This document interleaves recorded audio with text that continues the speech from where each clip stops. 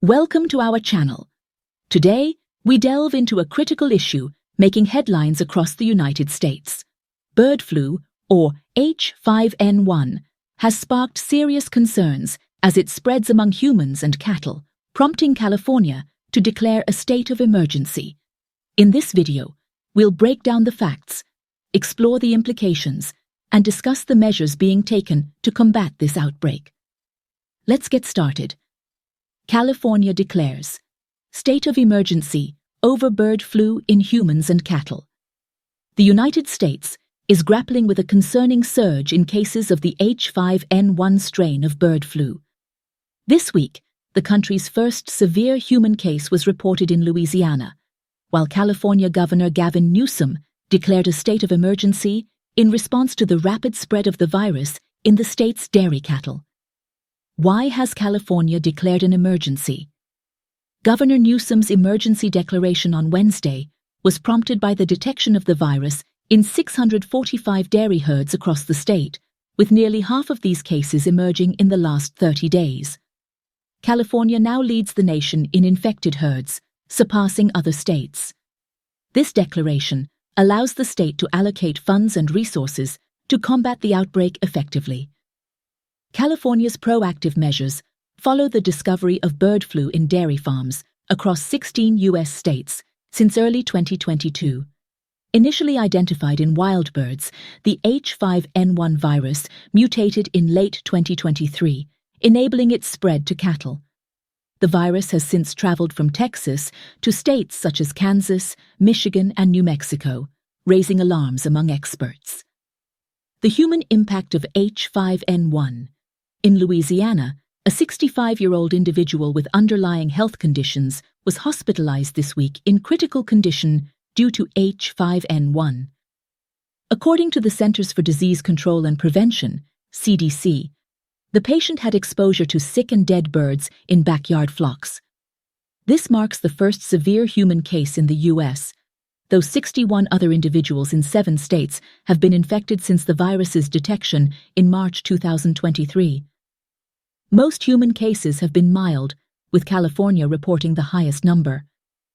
Historically, bird flu has posed significant risks to humans, with mortality rates as high as 52% globally. However, no human-to-human transmission has been documented so far.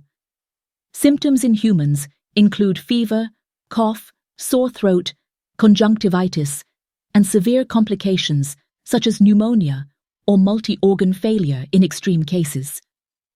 The spread and risks of H5N1 is considered the most pathogenic strain of bird flu, with a fatality rate of approximately 60% in humans.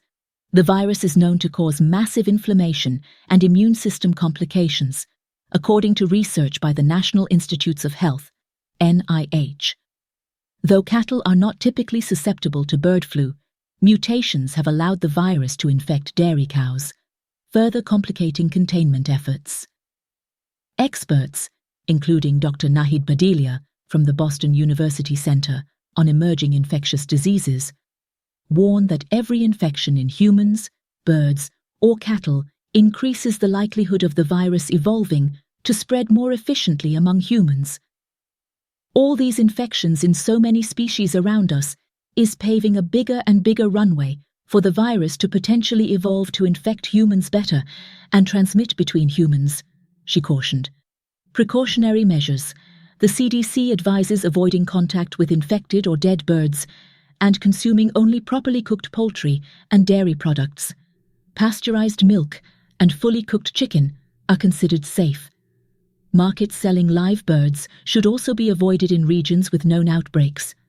California has also recalled raw milk products from 2 companies as a precautionary measure. California's response and broader implications. The state's declaration of emergency empowers local health authorities to expedite containment measures, hire additional staff, and secure contracts to combat the outbreak. Federal and state governments have begun testing milk supplies for H5N1 and encouraging mandatory testing among dairy farmers.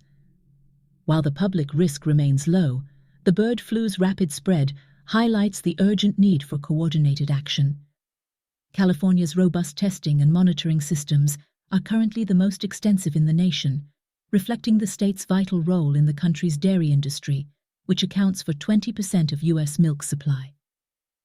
The H5N1 outbreak underscores the importance of vigilance, research, and swift action to mitigate the threat of a potential pandemic. Public health officials remain committed to preventing further spread, safeguarding both human health and agricultural stability. What are your thoughts on this situation? Do you believe California's actions are sufficient to control the spread of H5N1, or should more aggressive measures be taken? Let us know in the comments below. Don't forget to like, share, and subscribe for more deep dives into pressing global issues. Thanks for watching, and we'll see you next time.